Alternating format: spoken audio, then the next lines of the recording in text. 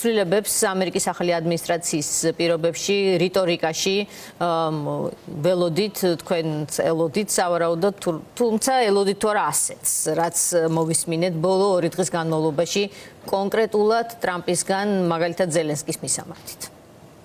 გამარჯობა, ძალიან დიდი მადლობა ჩართვისთვის.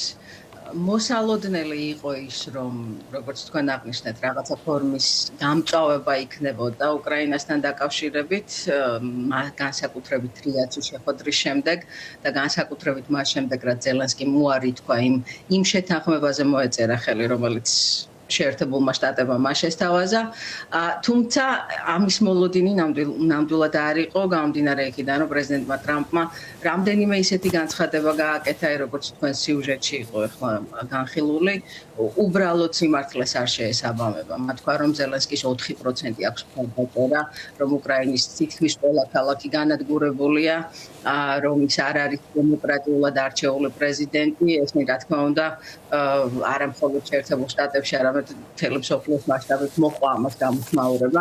მით უმეტეს მაშინ, როდესაც რუსეთზეც არის ამ კონტექსტში საუბარი.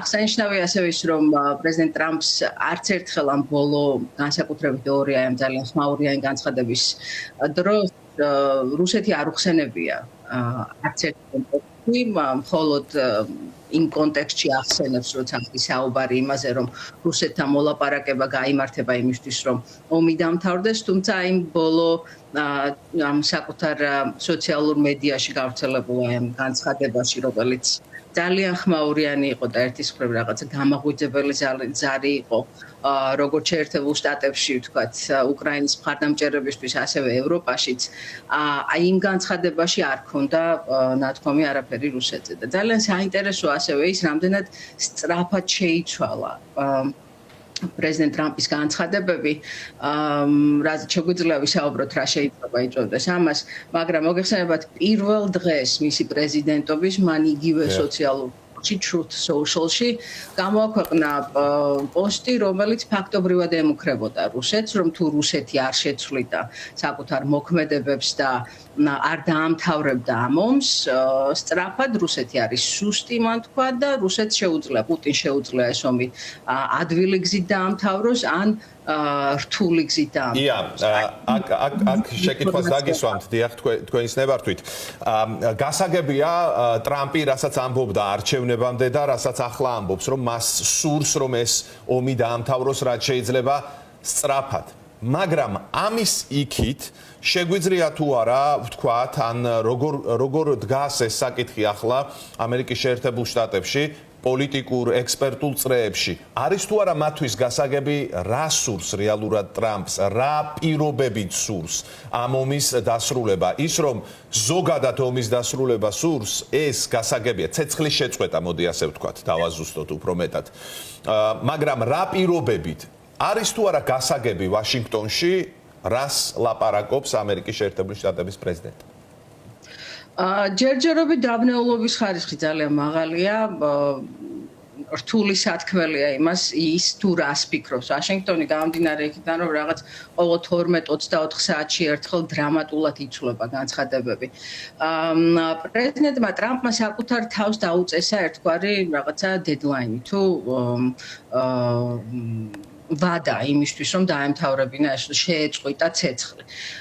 დაუწესა ეს ვადა ჩემი აზრით იმის გამო, რომ ამის უკრაინის გარდა მას სურს კიდევ სხვა საქმეების მოგვარება თუ რა ვიცი შეერთებული შტატების გაძლიერება მსოფლიო სცენაზე და ამის გამო ვფიქრობ, რომ ის ჩქარობს და ის რომ ზელენსკისგან მიიღო უარი და ის რომ ზელენსკისგან მიიღო ესე ძალიან საჯაროდ კრიტიკა მის პიროვნულად თითქოს ერთგვარად მიუღებელი იყო.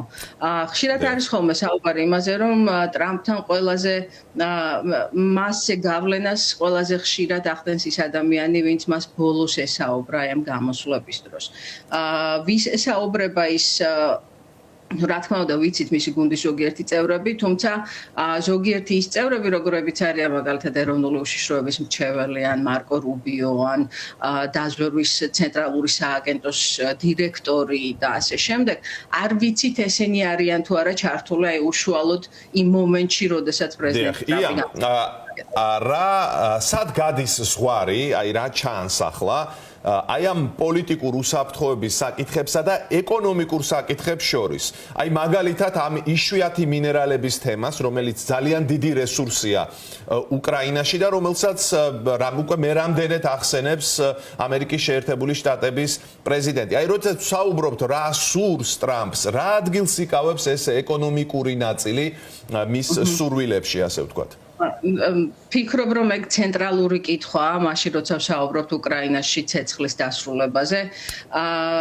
იშვიათი მინერალების თემა შეერთებულ შტატებში დაიწყო ბაიდენის ადმინისტრაციის ბოლო პერიოდში და ეს იყო ნაწილი ზელენსკის მიერ შეთავაზებული სამშვიდობო გეგმისა. ამაზე ხშირად არ ვსაუბრობთ ხოლმე, იმიტომ რომ ტრამპმა წამოწია ეს თემა უფრო აქტიურად და ახლა უკვე ყოველდღიურად არის ამაზე საუბარი, მაგრამ ეს დაიწყო თავად ზელენსკისგან, უკრაინისგან წამოსული შემოთავაზება იყო.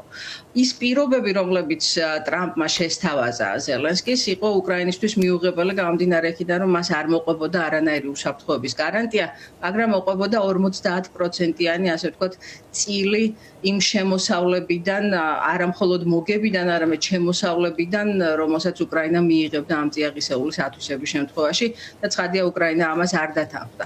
ფიქრობ რომ ტრამპს ეს მოლოდინი არ ქონდა, რომ ფიქრობ რომ ასე სწრაფად უარის თქმა ამ შეთანხმებაზე არ იყო მისი გუნდისთვის მოლოდინი, ისინი ფიქრობდნენ ალბათ რომ რაღაცა მომენტში დავილაპარაკებთ და შეიძლება დეტალები შევცვალოთ ამაში, მაგრამ ზელენსკიმ თქვა პირდაპირ უარი. ეს იყო ძალიან დიდი გაღიზიანება და რომ დაუბრუნდეთ თქვენს თავდაპირველ კითხვას, რამდენად მნიშვნელოვანია ეკონომიკური ნაწილი, ვფიქრობ ეს არის ესეთი ყველაზე დიდი მამოძრავებელი ინსტინქტი იქნება ეს თუ დაპირების შესრულების სურვილი, რომელიც პრეზიდენტ ტრამპს აქვს, იმიტომ რომ ის დაპირდა ამერიკელებს, რომ დაიბრუნებდა, რომ ტყუილა ამერიკის გადასახადის გადამხდელებმა არ უნდა დაიცვან სხვა ქვეყნის საზღვრები, მათ უნდა დაიცვან საკუთარი, არ უნდა გადაუხადონ სხვა ქვეყნების სწავლებლებს ხელფასი და უნდა გადაუხადონ ამერიკელებს. ერთი კითხვა მინდა კიდევ დავასრულოთ. კი ბატონო, დაასრულეთ და შემდეგ დავსვამ კითხვას.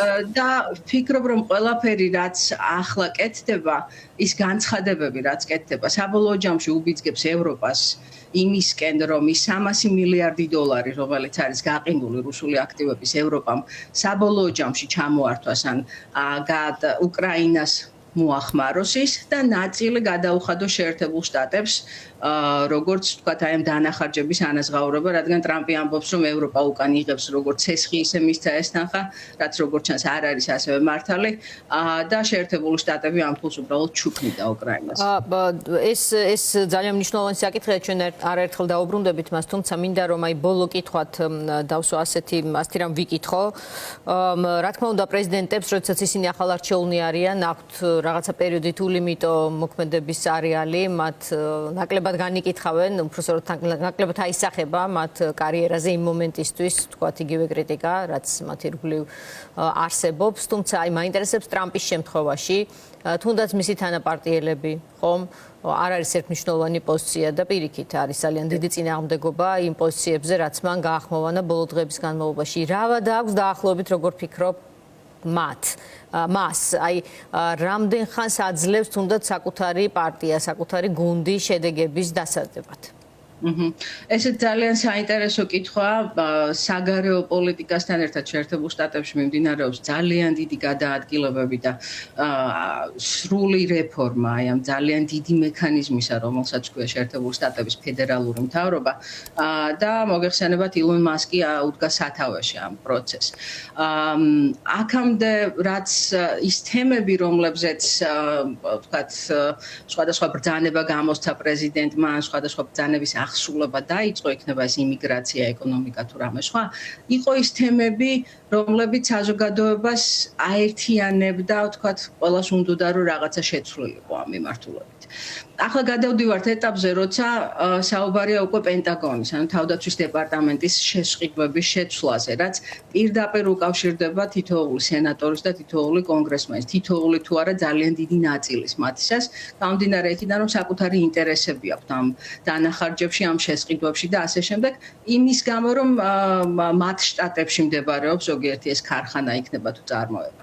ასე რომ აი იმ ეტაპზე მივდივართ, როდესაც ტრამპს აღარ აქვს უკვე ის აბსოლუტური მხარდაჭერა, რომელიც მანამდე ჰქონდა, თუ დღესაც რომელიც აქვს, გამოიკვეთება ის თემები, რომლებიც კონგრესისთვის, განსაკუთრებით სენატისთვის ფიქრობ იქნება მიუღებელი, განსაკუთრებით როცა საქმე ეხება ქვეყნის ეროვნულ საფრთხეობას.